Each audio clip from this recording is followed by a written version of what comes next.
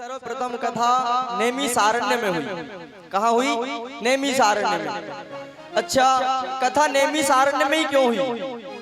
क्योंकि केवल आज का तीर्थ ही एक नैमिषारण्य ऐसा है जहाँ पर कली काल का वास नहीं है, कलयुग का वास नहीं है। क्यों नहीं है? क्योंकि वह भगवान के चक्र से निर्मित है, इसलिए वहाँ कलयुग का वास नहीं है। तो वहां पर कथा व्यास शिष्य श्री सूत जी कह रहे हैं और सौनक आदि 88,000 ऋषि उस कथा को श्रवण कर रहे हैं, आप सभी की तरह।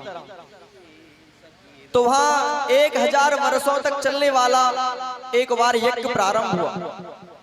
यज्ञ का अर्थ होता है देवार्चने संगति करने दानेषु। देवार्चने, देवताओं की अर्चना करना, चंदन करना, पूजा करना, भगवान को वंदन करना, नमन करना।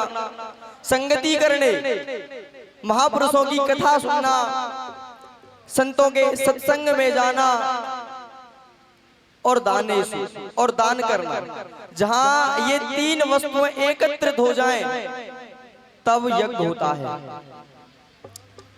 तो 1000 वर्षों तक चलने वाला वहां यज्ञ प्रारंभ हुआ। सूत जी ने कथा कही और सौनक आदि ऋषियों ने उस कथा को श्रवण किया। दूसरी बार कथा हरिद्वार और ऋषिकेश के बीच में हुई, आनंद नामक आश्रम में। वहां सनक, सनंदन, सनातन और सनत कुमारों ने कथा कही है और श्री नारद जी ने उस कथा को सुना है। किसके लिए? परित के लिए। और तीसरी जगह कथा हुई है विदुर कुटी पर। श्री मैत्रेय जी ने उस कथा को कहा है और श्री विदुर जी ने उस कथा का श्रवण किया है। किसके लिए? ज्ञान की प्राप्ति के लिए। और चौथी जगह कथा हुई है शुक्रताल में।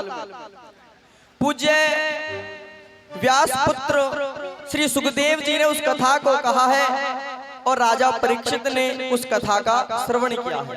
किसके लिए? मोक्ष के लिए। क्योंकि पूज्य गुरुदेव ने अभी कहा था कि राजा परीक्षित को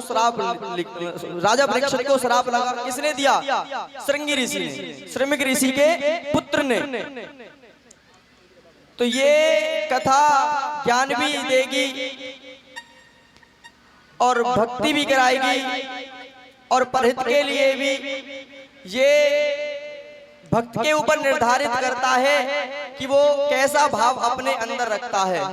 पूज्य गुरुदेव ने अभी कहा था कि जो कि कर्म प्रधान विश्व रचि राखा, जो जस करहि सो तसु फल चाखा। आप जैसा कर्म करोगे वैसी फलश्रुति आपको प्राप्त होगी। तो ये कथा भी कल्याण हेतु ही हो रही है कि हम सभी का कल्याण हो। बोले श्री व्यास जी महाराज की जय हो।